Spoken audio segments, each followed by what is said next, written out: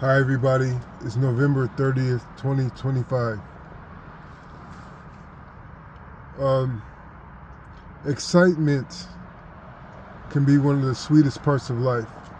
When you wake up in the morning and you can't wait to start your day and to attack your plans and to chase endeavors, when you have a reason to get out of bed early and that excitement flows through you, that is a blessing. That is a sign that you are at least moderately above average in health in terms of your spirits and your emotions and your mental stamina.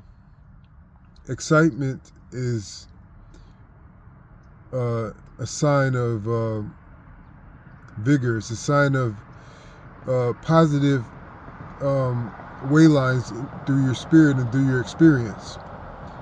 But sometimes we lose the plot, the gist of our life, and we start to chase excitement itself.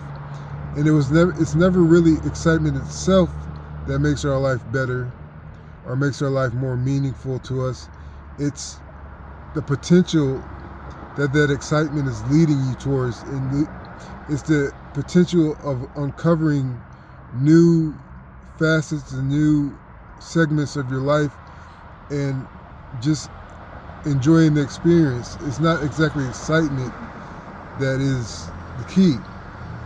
And lots of time people will just, I don't talk about sin too much, but indulge in behaviors that have no end game, no real value. We indulge in these behaviors to distract us from a life that seems static and ungiving. So true excitement is the realization of potential. So that's one of the things I learned as I got older, which gets me to thinking. In life, we search.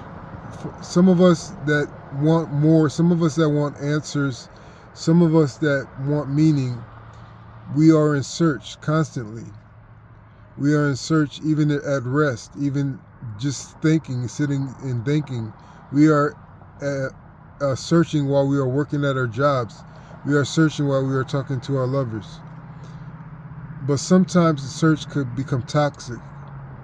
And what I mean by that is that if the energy of the search is becoming too frantic, too I want to say needy, but it's more than that. If it's becoming too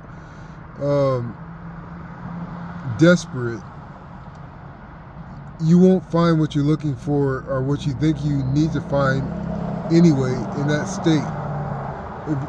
If searching takes over the necessity for meaning, if searching takes over the necessity for improving your life, you are just performing an action in the service of action without wisdom. When you are searching, it's about the experience. It's about realizing when to take in and to put out, when to stop and when to go. Searching fervently just for escape is going to lead you to stress, and the stress is going to encourage you to make bad decisions. So searching is good. I mean, searching means that you want improvement, that you know that there is something beyond the sky for you. But searching while unhealthily attached to the action of searching, there's no direction. So what I found is that when you are searching for something that's going to impart a next step for you, a next experience for you, when you are searching, pay attention to how you relate to people, because you will easily see, like, if you are not tuned in enough, the people that you come across in your search, you're going to disregard them. You're going to wait for your turn to speak instead of listening. You're going to use them, even though you may be a good person. You may unknowingly just use people in order to get further. And that might not be your character, but you might not be paying attention close enough. And how else you might treat people is you might take too much, because we all know that some people offer out the kindness of their hearts. But if you take too much, even though they offer it, you are doing yourself a disservice, because I believe every time we receive, we owe back. We owe something back in our future. And this is not as punishment. This is not as just strictly for creating balance. But when we receive, we have to give back in order to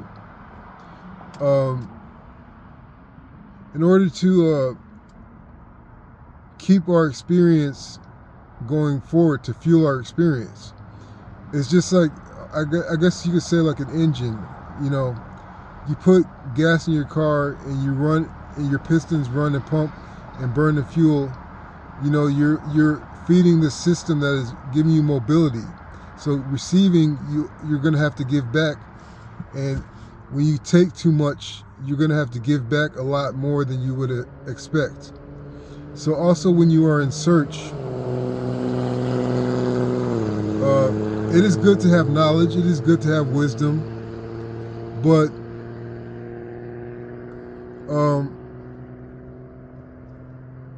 in a search for wisdom,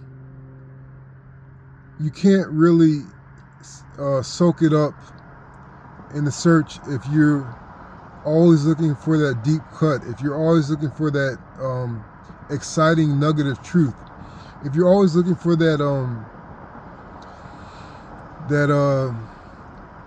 sense of gratification with information, you're going to miss the meaning many times over. If you're searching for knowledge, intelligence, and wisdom,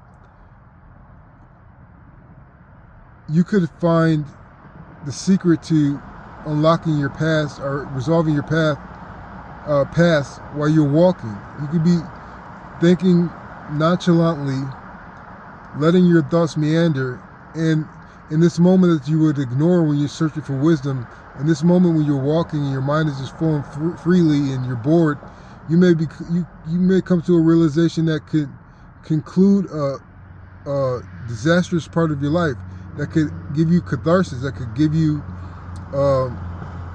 escape from the pain and agony that you have been feeling for years, just by a meaningless walk down the street. So when you are searching, you can't zero in on deep knowledge and deep wisdom, because it's like catching lightning in a bottle. It comes at the moment that God deems is good for you, that God deems is perfect for you. We don't deem what is perfect. We don't determine when the winds are correct, because we can't see that deeply and can't see that clearly. Our vantage point is here on the ground. So when you are searching, remember that the search is basically opening yourself to potential, not receiving excitement, not always having an epic time. It is the meandering parts of life that can be the most beautiful. So I hope this helps. Thanks.